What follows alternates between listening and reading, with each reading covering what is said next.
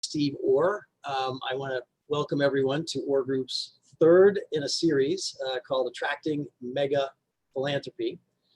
And let me just give you some, let me set the stage for this by saying that we first started the series maybe 3 weeks ago when Craig Shelley, my colleague at Orr Group, interviewed Blue Meridian and Grameen. And these are two organizations that have quite a history in attracting mega gifts and managing them well. The second interview was done by CJ Orr with Cheryl Dorsey, the CEO of Echoing Green. And that's an interesting story, is a fascinating interview because that's a $10 million organization that received a Mackenzie Scott $10 million grant. So overnight doubling the size of the organization.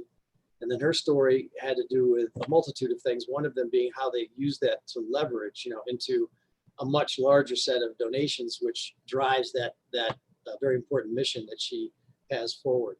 And third is David Rubenstein today joins us, which David, I'm honored and delighted that you're here to talk about. You are our Mega-Philanthropist, and we are fascinated to learn your perspectives.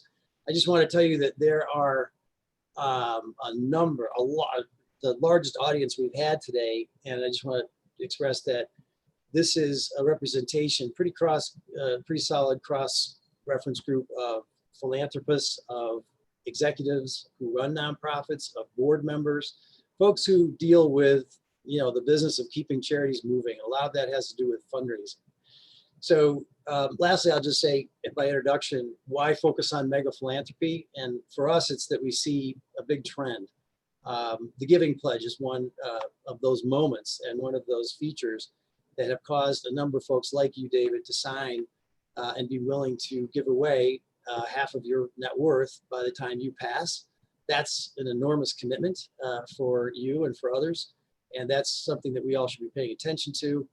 Second, we have experienced a wealth explosion, I'll call it, in the world and surely in the United States like never before.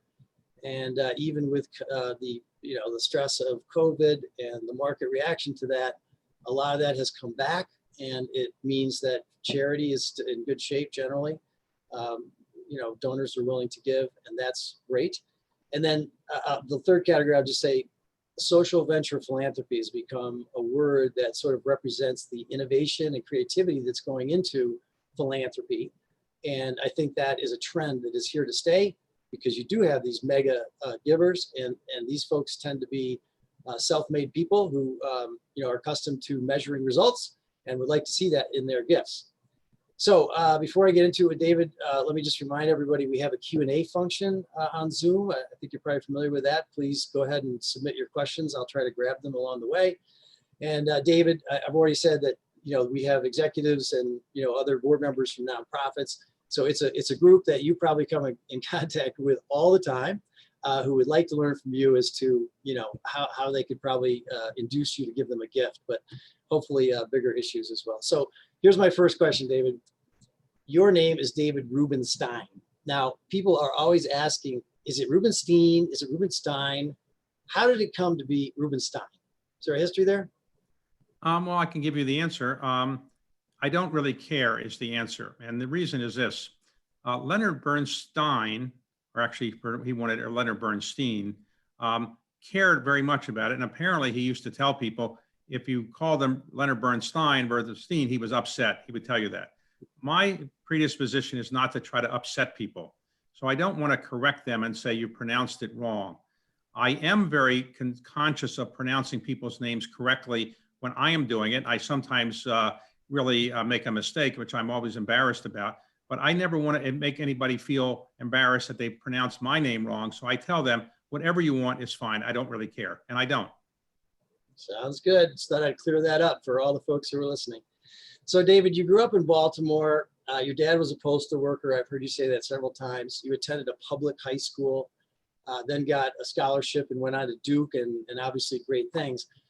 But when you look back to that period, those earlier formative days, did you always imagine yourself as one of the most successful financiers in the world? Well, I wouldn't agree with that characterization, but I would say that I only had one interest in life, really, at the time. As a young boy in Baltimore, I came from modest circumstances, so I didn't really aspire to make money, and there weren't people running around doing tech startups, private equity, hedge funds. That was not on anybody's radar screen, even mine. So I was really interested in politics and government. And my aspiration was to go into government and to work at the White House someday at the apogee of my career. And that's what I really aspired to do, is to really be in politics and government. So you got your law degree at University of Chicago, then went on to Paul Weiss, which is a very prestigious firm. But you didn't stay there very long, and you did go into the Carter administration at the ripe old age of 27. So was your thinking at that time that, oh, public servant, that's where I'm going with my career? Well, when I practiced law for 2 years at Paul Weiss, I don't think people said this is the next Benjamin Cardozo or Louis Brandeis. So nobody was saying I was the greatest lawyer of all time. And I was really interested there in working for Ted Sorensen, who had been the great advisor to John Kennedy. And I wanted some of his pixie dust to rub off of me. He helped me with some interviews, and I basically got a job in Capitol Hill, and then it led to the job at the White House. And so that was, to me, the highest calling of mankind then was to work at the White House. So at 27 years old, I'm in office in the West Wing. I'm going on Marine One and Air Force One with the president. What more do you want? So it was incredibly thrilling. And I just couldn't imagine that I would do anything better than that. And I really had no interest in making money at the time. And I've heard you say that you were appalled and shocked, as was the Carter administration, in losing to a 69-year-old man. I think it was 69 at the time, that Ronald Correct. Reagan. What's your thoughts on that age issue today? I was 31 when the re-election was occurring, and I said to President Carter, look, don't worry. President Carter was then 56. This man is so old, 69, he'll never get out of bed in the morning. How's he going to run a campaign? He can be probably ready for a nursing home. I'm now 71. And, while people look at me like I'm a little bit older, then I wish they, would realize I'm not so old and that I don't feel so bad. And I feel bad for Ronald Reagan, because he actually was a lot younger and more vibrant than I realized. Maybe if we realized that, we would have run a better campaign. But, again, today I think about it. People say to me, David, why don't you run for president? And I say, well, I can't. I'm too young. To run for president, you got to be at least 74, maybe 78. And so I think I'm going to be staying in the private sector for a long time until I age sufficiently so I can run for office. Great perception. So you've written 2 books, How to Lead and The American Story, and maybe more, but I've read both those books, and I would strongly recommend, particularly How to Lead, to anyone who's listening today, because you're interested in philanthropy. There's a lot, most of your stories and your interviews in those with these amazing people like the Gates families and Oprah Winfrey and such, end up in a conversation, at least to some degree, about philanthropy. So it's very insightful. You have 2 TV shows, the David Rubenstein Show and The History with David Rubenstein. It's a lot of David Rubensteins in there. And where I met you is the chair of the Economic Club in DC, which is now sort of a national position for you. But man, do you do a great job in interviewing, I have to say. Well, thank you very much. I came to it late in life. I enjoy it. And so I do prepare for it. And I try to relish bringing people out of their shell to some extent. So it's fun. But, it's really a hobby. I don't play golf. I don't have a lot of outside interests that are recreational. I'm not a big tennis player. I'm not really a walker. I don't really do that much. So what I do is, I guess, interview people. That's my exercise. Well, you are very, very good at it. So as we now get a little closer to philanthropy, here's a big question. You've interviewed, in your book, you've interviewed the top leaders in the world, no doubt about it. Richard Branson, all these folks. And so a question I have for you is it your impression that people grow up with a vision and a lifelong dream to be philanthropic, to find solutions to tough problems? Or is it really because people have had success in leadership and they've accumulated resources and they're able to have an impact? Which do you think it is? Well, I think it's both for this reason. You're younger than I am, but my generation, I would say, and people older than me, they wanted to have a good conventional career, be a lawyer, doctor, businessman, professor, whatever it might be. And that was the goal, to have a career that is socially respected and that you can actually have a reasonable living on and raise a family and so forth. And I think that only when people like me got to the age of 60 or 70 did they say, what am I going to do with the extra money I have? I can give it to my children, my spouse, or do something else with it. The modern generation, my children, for example, are focused on philanthropy now. They're focused on it in their 30s. And it's because the world has changed. People realize you can have a good career, but you really are going to be happier if you're giving away money or giving away your time, your energy, your ideas, as well as your money at a younger age. And so one of the regrets of my life is I didn't really get involved in philanthropy until I felt I was financially really secure. And I wish I had done this 10 years earlier or 20 years earlier, in part because I like to remind people philanthropy is derived from a Greek word that means loving humanity. And you can love people without only writing checks. You can do it with your time, your energy, your ideas. Obviously, if you have money, you can do that as well. So I wish I had done it earlier, and I've been trying to catch up ever since. Yeah, that's important. And I think you're right about those trends. So your personal philanthropy, from what I can see and what you told me the other day, has really been in the education space, and then in this thing you call patriotic philanthropy, which is really fascinating. But why? Why those two areas? Well, education, I got a very good education because of scholarships. So I'm very involved in a lot of universities. I served on the Hopkins board for 12 years. I was the chairman of the Duke board for 4 years and was on the board for 12 years. I'm now on the board of University of Chicago for 10 years, and I'm on the Harvard Corporation board. And so I'm trying to give back by helping a national asset, our universities. And so I love education because it helped me get from modest circumstances to where I am. Secondly, medical research is a big part of what I do. And medical research is obviously the interest everybody has in helping people live longer and live happier and healthier lives. Patriotic philanthropy, to be honest, is about 5 or 10% of my money that I give away, but it gets about 95% of the attention because other people aren't doing it so much. So for example, if I give $50 million to Pancreatic Cancer Center at Sloan Kettering, that's a great thing, I guess, to do, and I'm happy to do it, but it doesn't get any real attention because people are giving larger sums than that.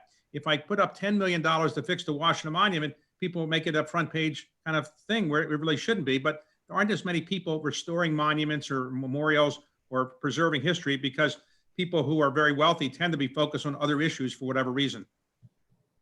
So how do you feel when someone comes up to you? Because it is really unusual to support the Lincoln Memorial, the work. I think you helped them rebuild the lower section of it. It was all falling apart.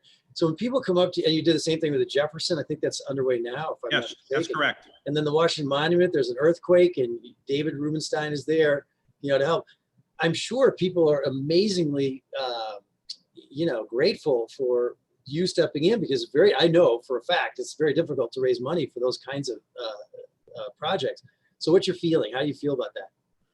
Well, nobody really hates it when somebody comes up to you and says, you're doing a good job for the country. Nobody really hates it when people say, thank you for doing something that I think is good for our country. And when your mother calls you up and says, I'm proud of you doing something, that's even better. That's the key.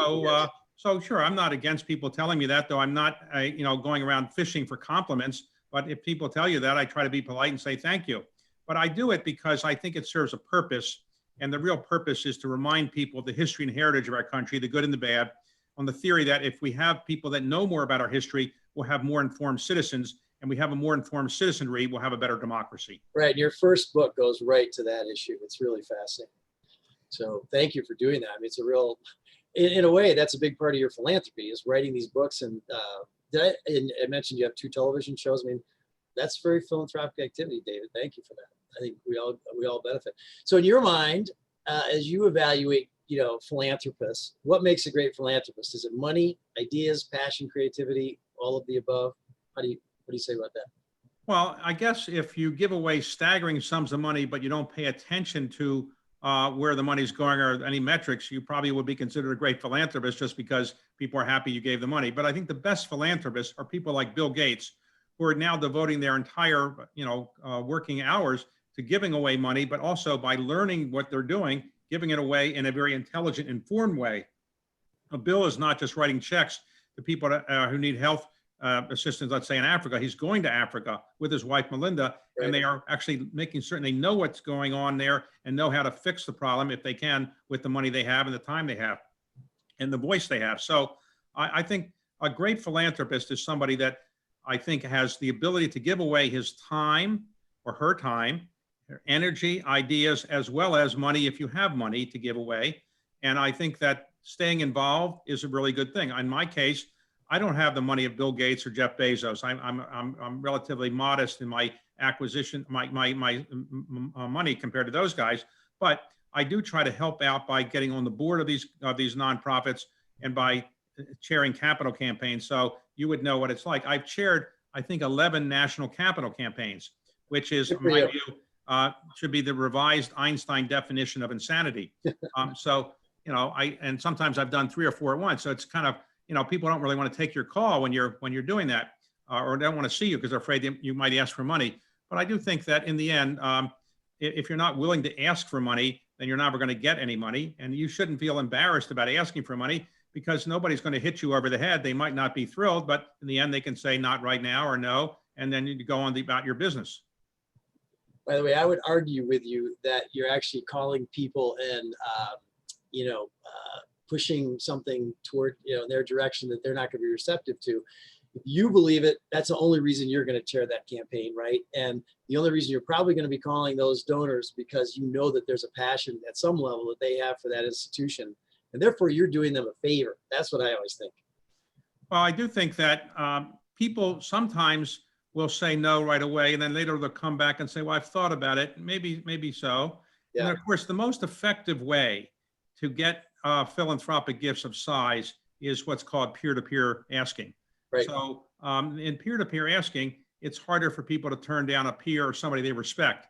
So, I imagine that Bill Gates probably doesn't call that many people asking for money because he's got a fair bit. But I suspect if Bill Gates called, some prominent person that he knows, that person would probably respond affirmatively. So that gets me to the giving pledge. Thanks for the segue. So you were one of the earliest signers of the Giving Pledge. And now as I understand it, there are over 200 who have signed that. And again, I'm sure everyone knows that that means that you are committing to giving away half of your net worth prior to your departure.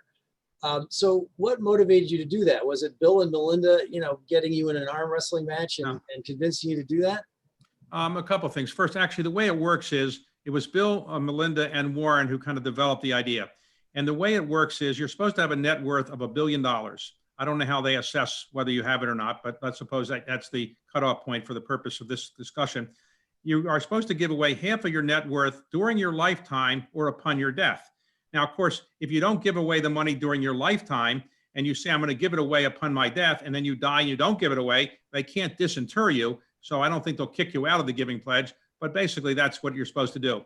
What actually happened is my firm had become pretty successful, and I had a fair amount of money by normal human standards, not the Bill Gates standards, but by normal human standards, a lot of money. And Bill actually called me and asked if he could have lunch with me. We had lunch in my office, and you can imagine when Bill Gates is coming to your office for a cheeseburger and French fries, it attracts some tension. But we had a nice lunch. He told me he was going to start up the Giving Pledge and asked if I would sign. And I said, well, I'm going to give away the bulk of my money anyway, so I'm not really doing anything. So I don't want to make it sound like I'm very heroic. It was the sleeves off my vest. I had already decided to give away the bulk of my money, to give my children a very good education and to let them go on their way, help them a little bit, but in the end, basically enable them to do something on their own and not give them staggering sums of money. So I'd already decided to do it, and so that's why I did it. And we now have, as you pointed out, more than 200 people, but probably 80% or so are from the United States. So do you look at that as a development in philanthropy that is really groundbreaking and will have an enormous impact over the next 10, 20 years? I'd say the most important things in philanthropy in the last 30, 40 years have been Ted Turner's call on billionaires to give away a larger percentage of their money when people weren't doing so much. Bill Gates' decision to step down from Microsoft and basically build the biggest foundation in the world. Right. I would say that his being followed by other very wealthy people giving away large sums has also been important as well. But I would say the Giving Pledge is nice, but it doesn't solve all problems in this sense. It is 200 people saying they're going to give away half their money or so, something like that. Maybe they'll give away more. Maybe they'll give away all. But the real purpose, in my view, is to try to motivate people who are not billionaires to get involved with philanthropy. Because if you're only motivating billionaires to give away money, there's a finite number of these people. So what you really want is everybody to pick up the tradition of giving away a certain amount of their money and their time and their energy, because only then are you really going to have a real impact on society. So as one who's signed this and being a person who will be giving away more than $1 billion in your lifetime, is that daunting for you? Well, when you're growing up in Baltimore and your father works in the post office and you're making $7,000 or $10,000 a year, I didn't think I would be giving away $1 billion. And when I was trying to make money at the beginning of Carlyle, I never thought I'd probably be able to give away $1 million or $2 million. Right. So to give away $1 billion is, a little daunting. But when you look at what people are doing that are bigger and wealthier than me, it's modest by comparison. So Bill Gates has given away a staggering amount of money. Jeff Bezos, a staggering amount of money. And Warren Buffett, look what he's done. So it's good for what I have available to give away, and I'm proud of what I've done. But again, I don't want to do it by patting myself on the back. People are doing much more than I'm doing. I'm doing my fair share, but you can always do more. So I want to get into your personal philosophy on sort of your business of philanthropy, but let's pause there for a sec. You mentioned others, who are more capable than you. So let's discard that comment, but let's do observe that Mackenzie Scott, as you know, just gave away $1.7 billion, which is just phenomenal. And, to very important issues, a whole series of equity issues. And one of the phenomena that you look there is that during the time that she gave it away, which was a fairly short time, her Amazon stock appreciated more than the $1.7 billion. So one of the dilemmas is that the wealth creation is happening so quickly that, again, back to the daunting nature of giving away that much money. Does that concern us, or are we just delighted because there's going to be more money going to charity? Well, I think ultimately people like Jeff Bezos are going to give away the bulk of their money. They're not going to, what else are they going to do with it? You're not going to build a pyramid and basically bury yourself in it with the daunting network. nature I'm referring to, though, is taking on a mission like Bill and Melinda Gates have, where they really study it. They get down and dirty with it. They go visit it. They are investing wisely along the way. They're partnering with nonprofits. They're already in the field. That's a lot of work. I mean, I know it. You Right. know it. That's what's daunting, it appears to me, about it. Well, it takes time to do it intelligently. And obviously Bill has a big foundation and other people have advisors. For whatever reason, I can explain it. I don't have anybody helping me. I kind of do it all myself. I know kind of what I want to do, but each to his own. It is daunting in the sense that you're trying to give away money before your brain collapses and you don't know exactly what you're doing. Which is as good. you get older, you realize that inevitably the human race and all species are set up to die. So at some point, some part of you is going to give away, your brain or your body. You don't know which one is going to go first. And so what you want to do is race to get these things done that you want to do before it's too late and you don't have the control over your ability to do it. Right. And one of the reasons why I'm now at 71, I think working harder than I did when I was 61 or 51 or 41, is I realize I have a finite amount of time to do these kind of things. And if I don't get them done soon, I'll never get them done. Okay, so case in point, Elon Musk, whose stock I'm sure you saw was up 13% overnight and up 7% today, on top of already an enormous wealth factor. So he signed the giving pledge when he was worth $2 billion.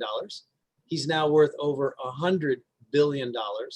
So again, and he just said recently, I heard, maybe it was this week, that I'm too young to focus on charity at this point. I'm still building companies. And to your point, you would love it if he would get really committed and use that kind of creativity that he's bringing to every other part of his life, to charity. But to give away $50 billion, I mean, one of the questions is, do you think he'll honor that and actually give away $50 billion now that he's, 50X? I have no doubt he'll give it away because in the end, what else can he do with it? The question is, when does he give it away? When you're dead and gone, it's going to be given away. It seems unlikely that he's going to give it all to a spouse. So I think he's probably in the end going to give it away. The question is, he's now building a company at a heroic pace. And I suspect he's not focused on giving it away. I don't think he's made gigantic gifts that I've read about. Maybe he has, maybe they're private. I don't know. But I do think at some point in time, people that make that kind of money step back and they say, okay, I got to do something else that really deserves my attention. I think it's going to be giving away money. Well, I was reading up in preparing for this, and interesting stats of the Fortune 400 folks last year. Not all of them, of course, have signed the giving pledge, but the total wealth just from those 400 people is $3.2 trillion. And then in 2019, you could look and say, well, how much money was given away actually in 1 year totally in America? And the answer is $450 billion. So if you took 50% of 3.2, that's $1.7 billion. And 450, the total being given away in 1 year, that's 3X. it surpasses what we've become accustomed to receiving, the nonprofit field itself.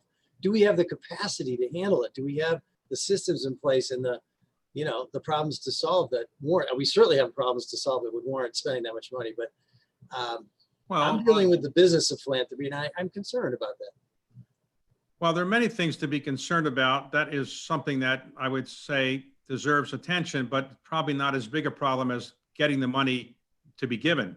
In other words, I think the organizations now have to absorb this money. What are they going to do with it? So in Jeff Bezos' case, he gave away, I think it was 1.8 or 1.7 the other day. And he gave it to a number of organizations, like the World Wildlife Fund or the Natural Resources Defense Council, gave them each $100 million.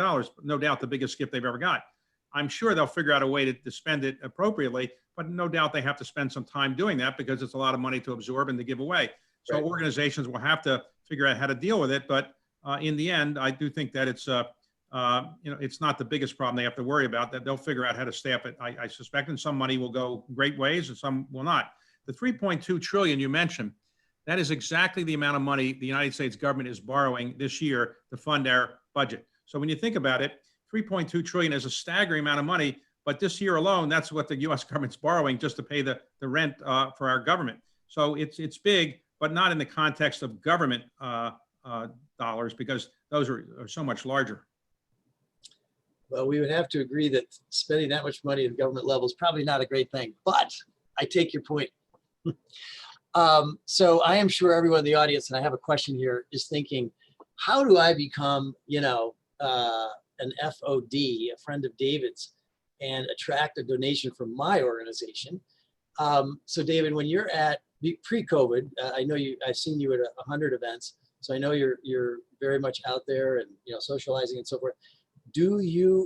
Are you asked and approached about everyone's philanthropy at every single event, and how do you deal with it? Well, again, I don't want to make it sound like this is the biggest problem in the world. The bigger problem is not being able to do anything and not having the money to do something. So it's not the pain of the century to have people ask you for money and you say, I just can't do it right now. But here's what I do. I have a list of things that I'm focused on and standards that I use, and I kind of apply those standards. Just like Warren Buffett, I'm not comparing myself to him, but Warren Buffett can decide if he wants to make an investment in 5 or 10 minutes because he has these standards. I can decide relatively quickly whether it's something I'm interested in or not, given my standards. And I get approached a lot, but generally, like most people, I like my own ideas better than somebody else's ideas. And so I generally, 98% of the money that I've given away have been things that I thought were a good idea, and I approach somebody about doing it, and generally they seem to like it as well. So I do get some approaches over the transom or at cocktail parties, and depending who it is, I might respond. But here's what I try to do. And I'm not saying this to encourage people to write me letters, but when I get letters, I do try to give an intelligent, informed reason to people about why I'm not doing this. And just I don't have unlimited resources, just not area of focus. But you'd be surprised. I get letters all the time from people in all parts of the world asking me for money for things I have no connection with, no interest in, no knowledge of, but they just somehow think that maybe somebody will say yes to their inquiry. But as a general rule, here's what I'm doing. 1, something that I can start that wouldn't otherwise have gotten started, a scholarship program or something like that. 2nd, something I can finish that otherwise wouldn't have gotten finished. So I'm a building that has to be fixed or something and it might not have gotten done. 3rd, something that I'm likely to see the benefit in my lifetime. And I say the benefit, I mean, you can see some progress. Now, I don't have enough money to solve the global warming problem. I'm as concerned about global climate change as anybody else, but I'm not sure that my modest amount of money relative to what other people might have and what governments have is going to make a big difference in global climate change. It might make me feel good to give $1 million or 10 million or 50 million to global climate change, but probably not going to make as much difference as if I focus on something else. And then 4th, something I'm likely to have an intellectual connection to so that I'm willing to stay involved either on the board or in some kind of way, or that it will have a connection to something that means something to my wife, to my life, and to my family, and to my children. Got it. Makes sense. So here's one question coming from the audience. I've learned from people like you and other donors that it's often the case that good cultivation and stewardship can lead to a gift without ever making the ask. Do you share that philosophy? And do you prefer to be the one to pitch your own ideas, which you mentioned just a minute ago, for philanthropy, or would you rather be solicited? Well, nobody is saying, please solicit me as a general rule of thumb. And I like my own ideas better than probably somebody else's. But if you're involved in an organization, you're going to know what the organization is doing. And so you can probably go to somebody in the organization and say, I know we're doing this.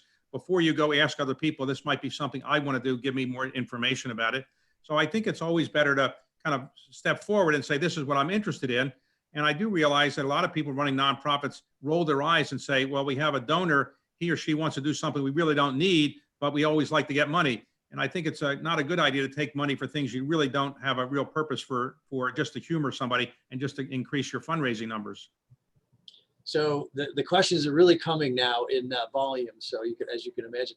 So there are a lot of nonprofits that, of course, are looking aggressively to get in front of you. I've talked to many of them myself. You are probably the most prominent, if not the most prominent, one of the most prominent philanthropists in certainly the DC area, but nationally. And so for these nonprofits that desperately want to get in front of you, and they believe their missions, would be part of what you are interested in. Any recommendations of how, you separate out all the noise and actually sit with you and pitch? Well, here's what I've learned. I'm happy to read anything that somebody wants to send me. And I generally, if it's a serious request from a serious person, I will give them a letter that I will write myself, sometimes handwritten, to kind of explain why I might do it or why I might not. But what I have learned, and remember, I chair a lot of fundraising campaigns, so I've been on both sides of it. What I've learned is it's a waste of people's time to string them along. So I think it's best when you get an inquiry, rather than say, let me think about it, or let's have a meeting. It's better if you know up front you're not going to do it, just tell somebody. And I recognize now that when people call me, they say, and I use the same technique, I must admit sometimes too, when I'm fundraising, say, look, I'd like to give you a tour of this. Would you come out and please visit this? Or I'd like your advice. Well, as a general rule of thumb, people probably are not looking for your advice as much as your money. I recognize that, but I use the same technique, so I can't criticize somebody for doing it. But I try to be polite and to say to people, look, if I realize if I come to a tour of something you want me to see, you're going to get all energized to give me a tour, and everybody's going to be excited that I'm coming. And then if I say no, it disappoints people. And so true. They will say, what have we done wrong? Why did we not make the sale? And so I really like to get myself educated before I actually do one of these tours or visits, because I think I don't want to waste people's time. And I just think it's impolite to do that. It must actually be a lot of pressure. I can't possibly imagine what that's like, but being one who asks people like yourself frequently, I understand the reaction. There's a good question here about, you mentioned peer-to-peer, and you're absolutely right. The best ask of, for a mega gift is from a mega giver. And so when you're in that position of actually making the ask of a peer, at a level that similar to what you've given, do you ever get the reaction, well, David, you have plenty of money to fund this. Why would you be asking me? People usually aren't that impolitic. Usually, if it's somebody I already know, they're not going to say that. They're going to say, well, let me think about it. Let me think about it usually means no, but it's a soft no, as opposed to, why would I ever do something as crazy as that or something like that? So people don't usually say, that's the worst thing I ever heard. But I do think it's useful to let people know up front, as politely as you can, that you're not going to do it or they're not going to do it. Because I've seen enormous amounts of effort expended to get money from large donors over a multi-year period of time during a capital campaign. And in the end, they ultimately say, no, I just decided not to do this. So you've wasted a lot of time and energy and gotten a lot of people's hopes dashed. So I think generally, if it's just not realistic at all, I think the courtesy is to tell people up front no, because I think it saves a lot of time and it saves a lot of energy and just is a better practice. That's my practice.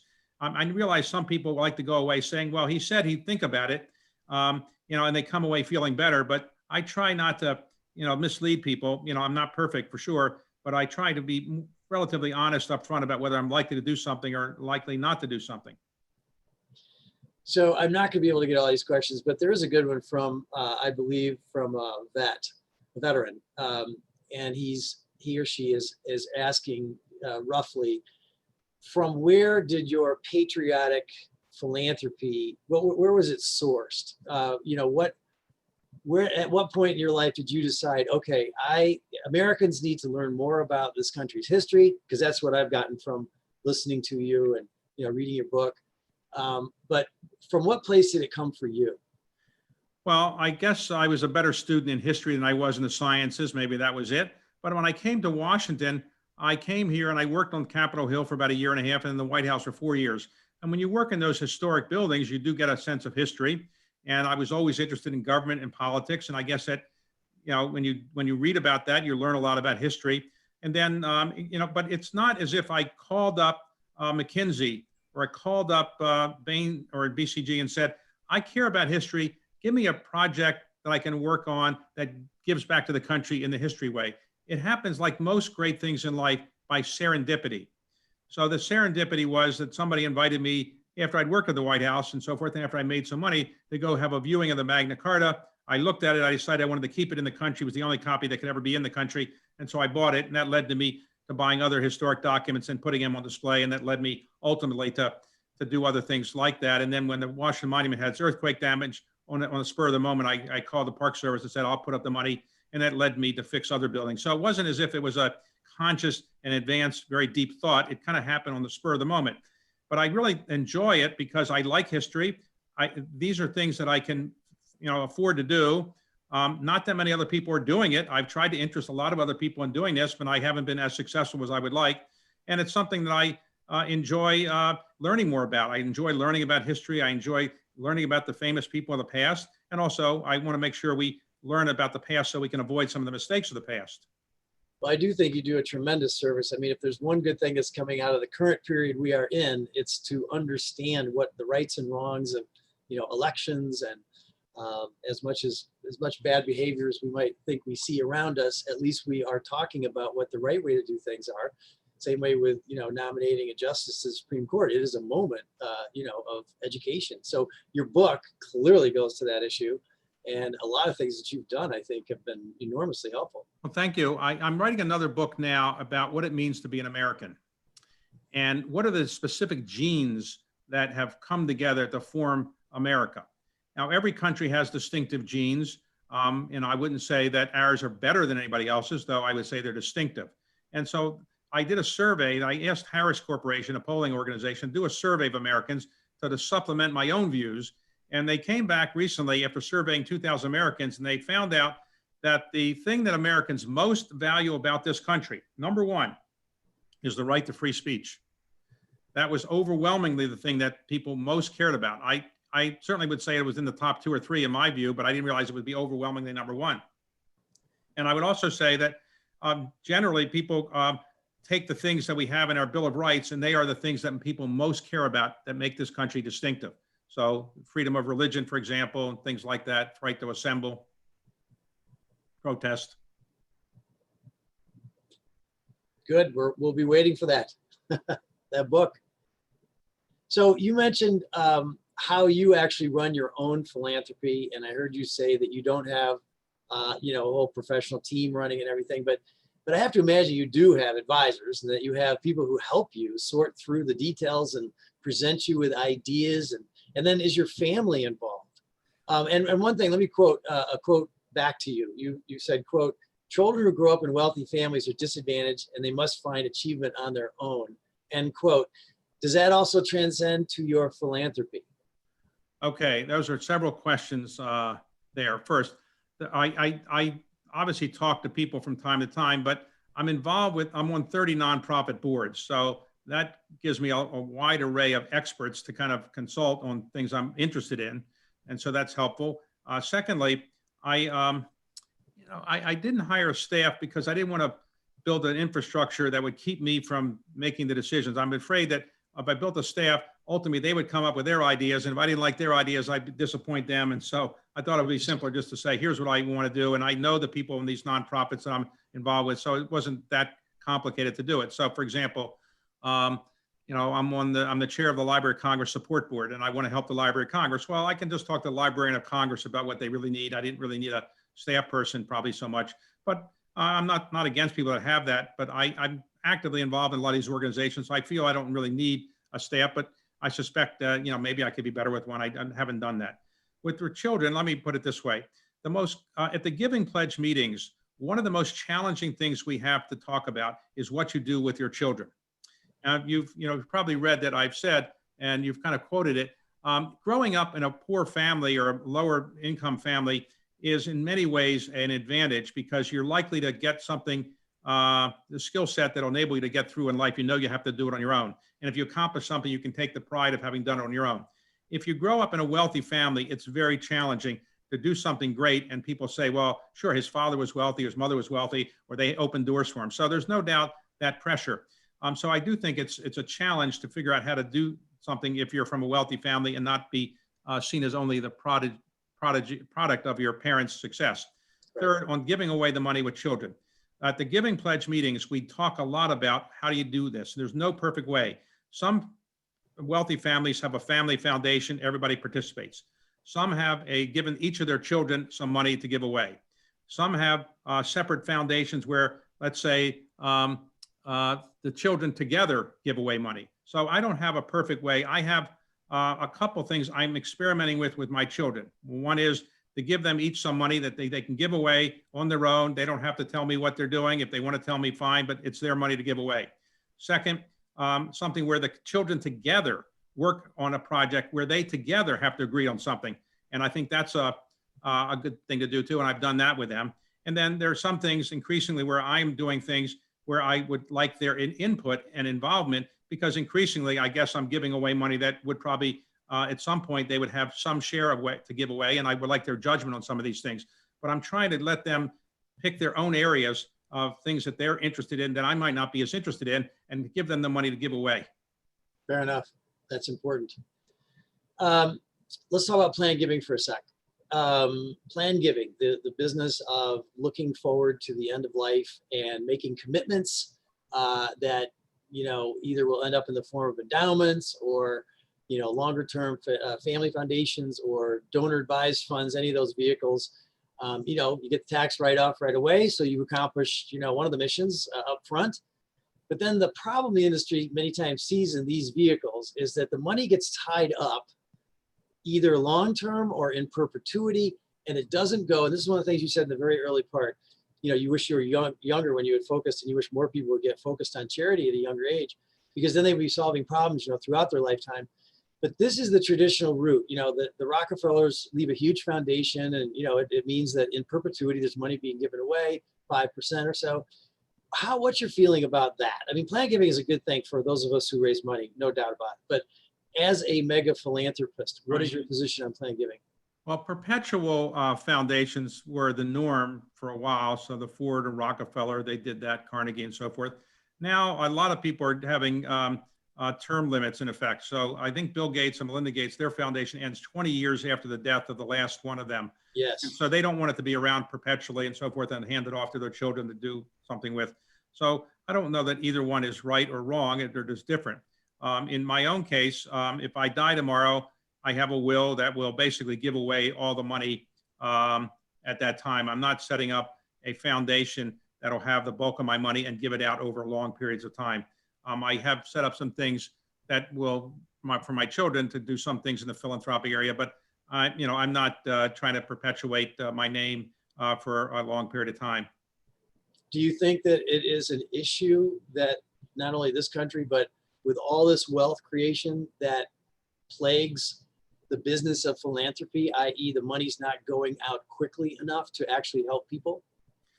It's a challenge for sure. You've got enormous sums of money. So if some of the wealthiest people in the United States were to die tomorrow, what would happen to their $100 billion fortunes if they don't have a foundation that's going to give it away relatively quickly? I don't know there's a right or wrong answer. On planned giving, it's always a complicated thing. A lot of the organizations I'm involved with or in a chair have planned giving societies and right. planned giving commitments.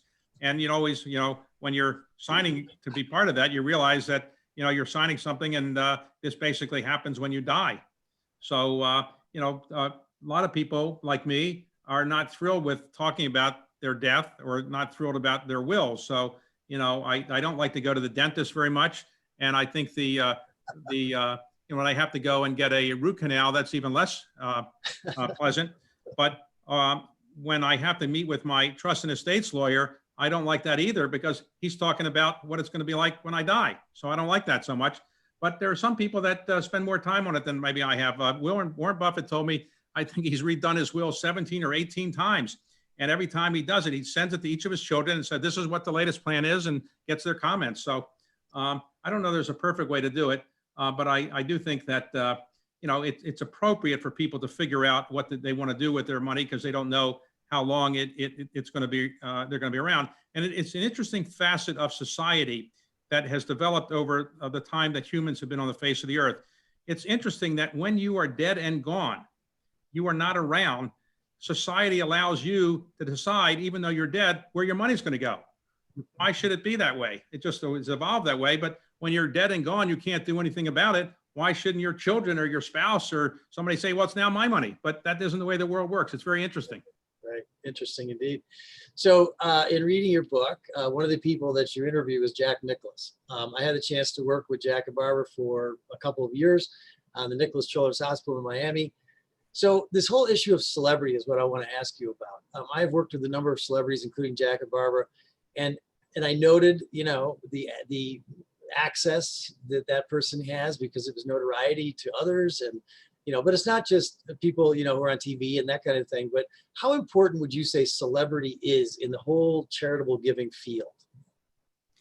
Well, I think it can induce people to give money away. There's no doubt that, for example, in Jack Nicklaus's case, the Children's Hospital Miami is now named after him and his wife. And so no doubt that probably helps people who like him, admire him. They probably will give more money than they might otherwise have given, possibly. There's no doubt when you have a dinner or a kind of an event, if you have a celebrity there, it can be a draw. It's an interesting phenomenon. People are like moths to a light. Moths are drawn to light. Well, humans are drawn to celebrities. Why is that? Well, I guess people want to be associated with famous people. They like to see what they're like up front. So if I called you today and said, would you like to have dinner tomorrow night with, let's say, LeBron James and Beyonce and Paul McCartney's coming, would you be interested?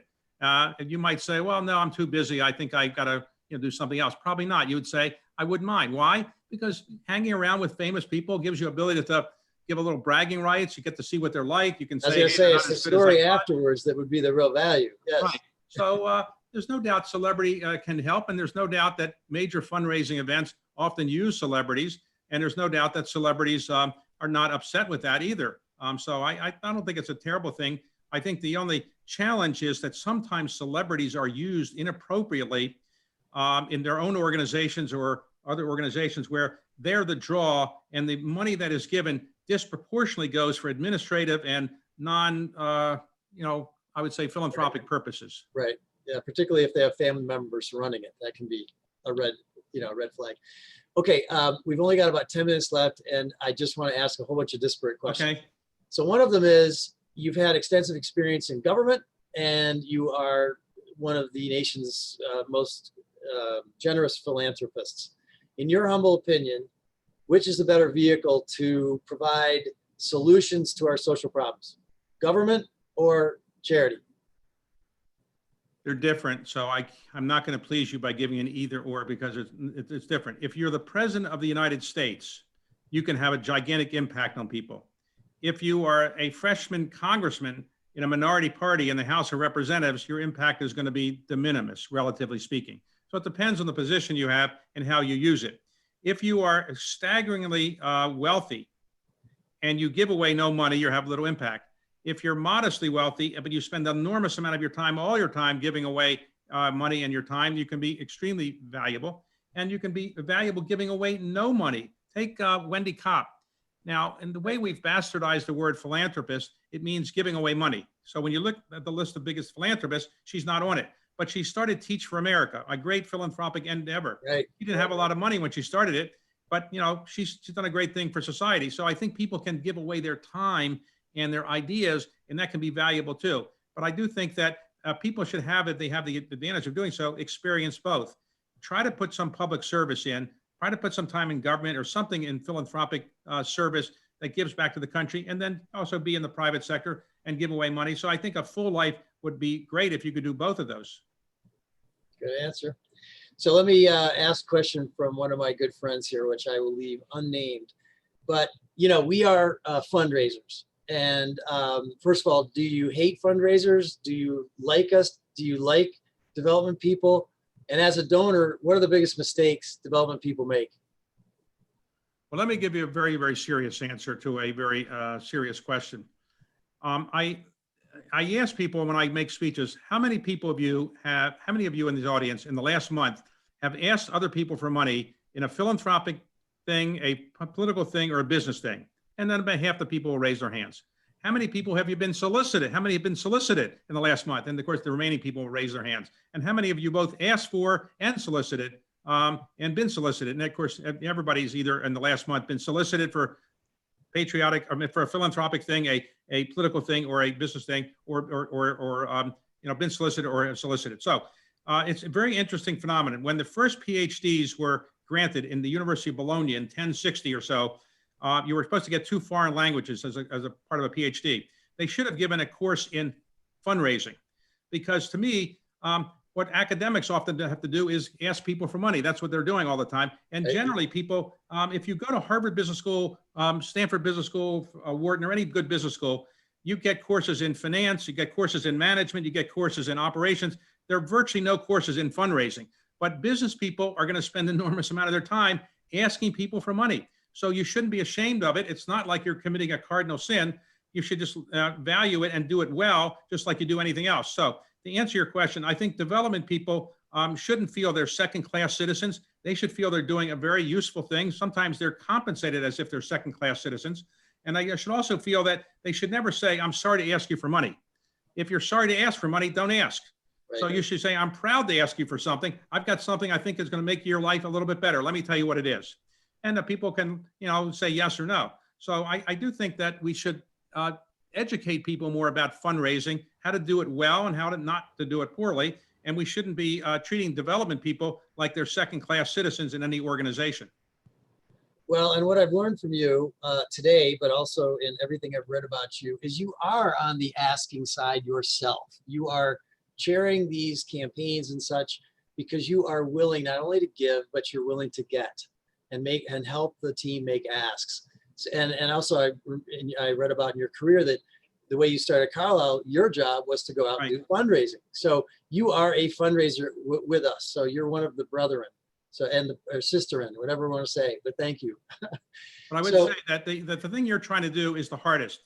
The easiest thing to do is to ask people for political money, because it's relatively de minimis in the terms of the grand scheme of things. You can, which I don't like to do. Yeah, it's a modest amount of money, $500, $1,000. You can discharge your responsibility if you feel a responsibility. Right. Business is the second, because you're saying to people, give me money, but I'm going to give you back more money. With philanthropy, you're not saying I'm going to get you access to the President of the United States. You're not saying I'm going to give you more money. You're saying basically you're going to feel good about yourself. You're going to get to heaven more quickly or something like that. But you're not really giving anybody something that is as measurable as what political people are often giving or business people are giving. So it's a little bit more challenging to be in the nonprofit fundraising area. And I do think that people should learn and to treat it as a profession, and that it's not something that is something to be put off to the side. It should be treated by all the nonprofit organizations as one of their most important functions. And the person who's the development person shouldn't be off to the side and it should be considered one of the most important people in the organization. So David, I'm going to let you off the hook. I'm going to ask you one last question. I've got a series of questions here that sort of touch on, the current issues of the day, the pandemic and racial equity issues. Right. So let me put that into one question. As for those of us in the business, it has been a wrenching period for the nonprofit organizations, that are either providing frontline services, around COVID, or dealing with the racial equity issues.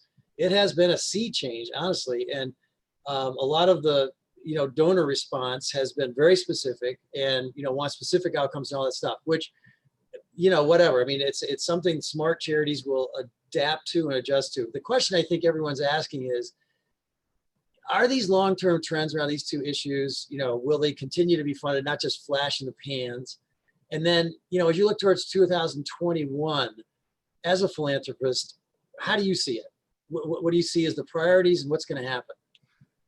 Whenever you're living through difficult times, there's a tendency to say, this time is different and nothing as bad as this ever happened before, and the world's going to change forever.